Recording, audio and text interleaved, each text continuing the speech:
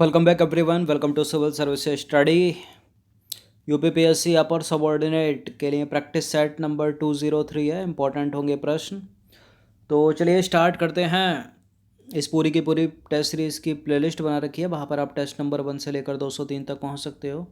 उसका link description box में दे रखा है। हर दिन प्रैक्टिस करते रहिए। तो क्वेश्चन नंबर 1 पर आ जाइए। सर्पों की विष ग्रंथियाँ किसकी समांग हैं, बताइए। मछलियों के विद्युत अंग की, मछलियों के दंश की, और स्तनधारियों की वसा ग्रंथियों की, या फिर कशेरुकी प्राणियों की लार ग्रंथियों की, किसकी समांग है ये? बोलिए। देखिए यह है कशेरुकी प्राणियों की लार ग्रंथियों के समान। इसका आंसर हो जाएगा ऑप्शन नंबर डी। तो सर्पों की विष ग्रंथियां कशेरुकी प्राणियों की लार ग्रंथियों के समान होती हैं। सांप का विष वास्तव में उसकी लार का ही परिष्कृत रूप है। क्वेश्चन नंबर 2 पर आ जाइए। घटपर्णी के निम्नलिखित भागों में से कौन सा एक घट में रूपांतरित होता है? स्तंभ, पत्ता, अनुपर्ण, या फिर पर्णवृंत? देखिए घटपर्णी के निम्नलिखित भागों में से घट में रूपांतरित होता है पत्ता। ऑप्शन नंबर बी है इसका आंसर। तो घटपर्णी जो है मांसाहारी कीटभक्षी पौधे हैं जो अल्प खनिज या अम्लीय मृदा में उगते हैं जहां पर नाइट्रोजन की कमी होती है। इंपॉर्टेंट है प्रश्न। नाइट्रोजन की कमी को पूरा करने के लिए कीटों को अपना आहार बनाते हैं। इन पौधों की पत्तियों के पर्ण फलक कलश या सुराही की भांति विकसित होते हैं जिसमें पाचक एंजाइम पाए जाते हैं।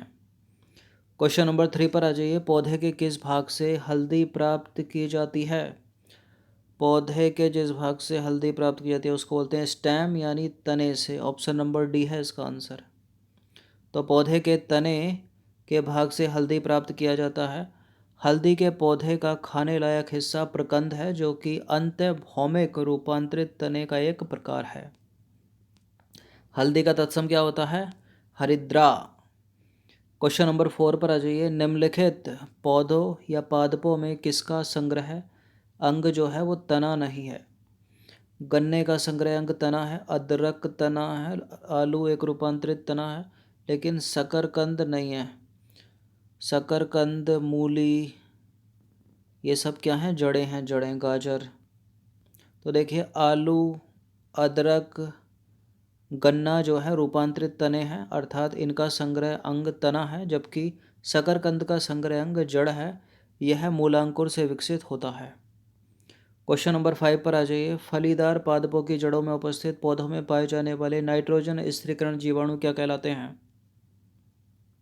सहजीवी जीवाणु कहलाते हैं। क्या कहलाते हैं? सहजीवी जीवाणु। तो देखिए फलीदार पादपों की जड़ों में मौजूद गांठों में पाए जाने वाले विशेष जीवाणु है राइजोबियम। सहजीवी का एक जीवन यापन करते हैं, और जहां एक और ये जीवाणु नाइट्रोजन यौगीकरण द्वारा नाइट्रोजन को नाइट्रेट में बदलकर पौधे को उपलब्ध कराते हैं, वहीं दूसरी ओर यह फलीदार पौधा इन्हें आवास तथा भोजन उपलब्ध कराता है। तो वायुमंडल की नाइट्रोजन गैस कितनी सबसे ज़्यादा परसेंट है ना वायुमंडल में? नाइट्रोजन 78 पॉइंट कुछ परसेंट 9 करके है कोई। तो ये वायुमंडल की नाइट्रोजन को नाइट्रेट में बदलने का कार्य करते हैं। जो ये जीवाणु होते हैं नाइट्रोजन स्थिरीकरणी जीवाणु, और लेग्यूमिनेसी कुल के पौधों की जड़ों में पाए जाते हैं ये, जैसे कि राइजोबियम यानी फलीदार पौधे। क्वेश्चन नंबर 6 पर आ जाइए। मानव शरीर में विटामिन ए कहाँ संचित होता है? मानव शरीर में विटामिन ए संचित होता है लिवर में, यकृत में। तो देखिए मानव शरीर में यकृत में विटामिन ए की काफ़ी मात्रा संचित रहती है। विटामिन ए का रासायनिक नाम रेटिनॉल है। इंपॉर्टेंट है, याद रखिएगा। इसकी कमी से शरीर में रतौंधी हो जाती है। विटामिन ए की कमी से इस विटामिन को संक्रमण रोधी विटामिन भी कहा जाता है। यदि आपको विटामिन ए चाहिए तो दूध, मक्खन, अंडा, मछली का तेल और गाजर का सेवन करना पड़ेगा। क्वेश्चन नंबर 7 पर आ जाइए। किसके अवशोषण में विटामिन सी मदद करता है? विटामिन सी इसमें लौह के, ऑप्शन नंबर है, आयरन के अवशोषण में मदद करता है। तो देखिए कैल्शियम एवं मैग्नीशियम के साथ विटामिन डी संग्रहण करने पर यह विटामिन कैल्शियम, मैग्नीशियम एवं अन्य खनिजों के अवशोषण की दर में वृद्धि करता है। इसी तरह विटामिन सी जो है लौह अवशोषण में सहायक होता है। क्वेश्चन नंबर 8 पर आ जाइए। निम्नलिखित विटामिनों में से कौन सा शरीर में भंडारित नहीं होता है? देखिए, इनमें शरीर में भंडारित नहीं होता vitamin C. Option number B है इसका आंसर। तो विटामिन सी जो है जल में विलय है, यह शीघ्र ही मूत्र के साथ उत्सर्जित हो जाता है तथा हमारे शरीर में संचित नहीं रह सकता। क्वेश्चन नंबर 9 पर आ जाइए। रक्त का थक्का बनाने में किस विटामिन की आवश्यकता होती है? ये इंपॉर्टेंट प्रश्न है, बहुत बार पूछा गया है। इसका आंसर है ऑप्शन नंबर बी, विटामिन के ब्लड क्लॉटिंग में। तो देखिए, रुधिर जो है वो द्रव होता है, पर शरीर से बाहर निकलने पर वह कुछ मिनटों में जम जाता है, जिसे थक्का मतलब क्लॉटिंग कहते हैं। रुधिर के तीव्र जमने में ऊष्मा, थ्रम्बिन और एड्रेनालिन, कैल्शियम क्लोराइड तथा विटामिन के से सहायता मिलती है। क्वेश्चन नंबर 10 पर आ जाइए। सूर्य की किरणों से कौन सा विटामिन प्राप्त होता है? सूर्य की किरणें हो गई, अंडे की जर्दी, मछली के तेल, इन सब से विटामिन डी प्राप्त होता है। ऑप्शन नंबर डी है इसका आंसर। देखिए, कुछ चीज़ें ऐसी होती हैं जिनसे एक से अधिक या दो या उससे अधिक विटामिन जो है प्राप्त हो सकते हैं। ऐसा नहीं है कि सूर्य के प्रकाश से विटामिन डी प्राप्त होता है तो विटामिन डी किसी और चीज़ से नहीं मिल सकता। तो देखिए, विटामिन डी का स्रोत सूर्य की किरणें हैं। वास्तव में सूर्य की किरणों के द्वारा विटामिन डी का निर्माण हमारी त्वचा कोशिकाओं द्वारा किया जाता है, जो कि यहाँ से निर्मित होकर रुधिर में मुक्त हो जाती हैं। और इसके अलावा मक्खन से, यकृत से, अंडे की जर्दी और वृक्क आदि से भी यह मिलता है।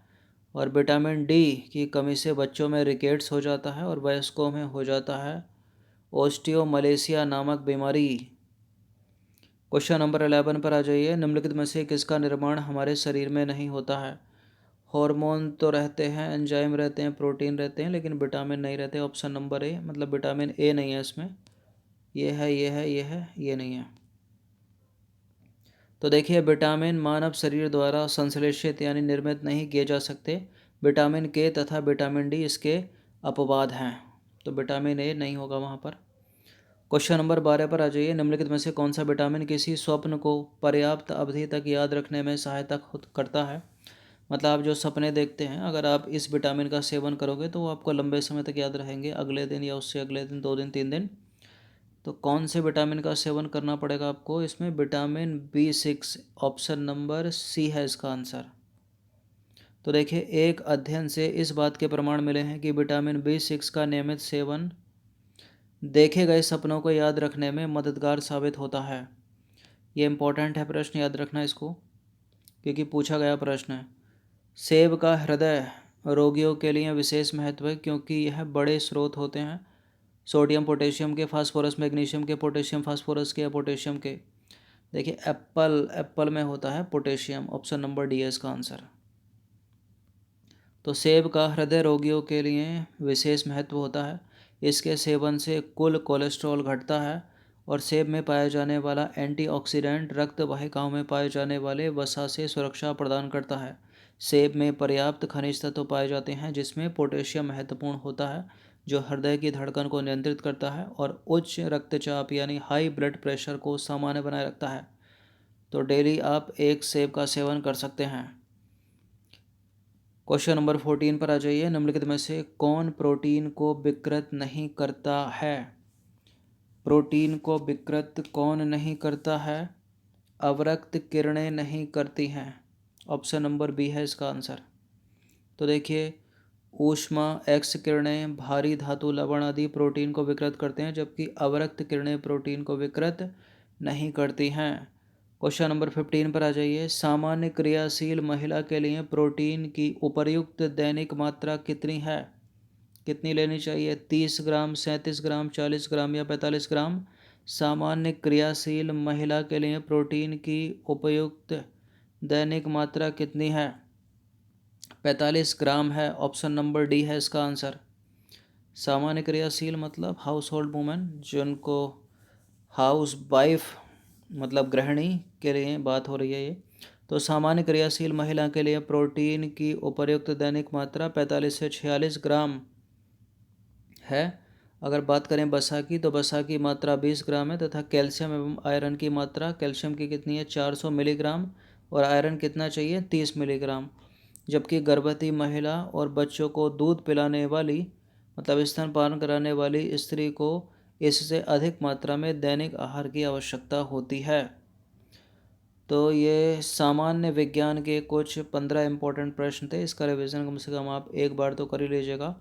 150 प्रश्न आते हैं यूपी पीसीएस में, जीएस पेपर 1 में, जिसमें कम से कम 25 से 26 या 24 या 28 29 तक जो है पूछे गए हैं प्रश्न विज्ञान के। तो अच्छे से इसका रिवीजन कर लेना। धन्यवाद।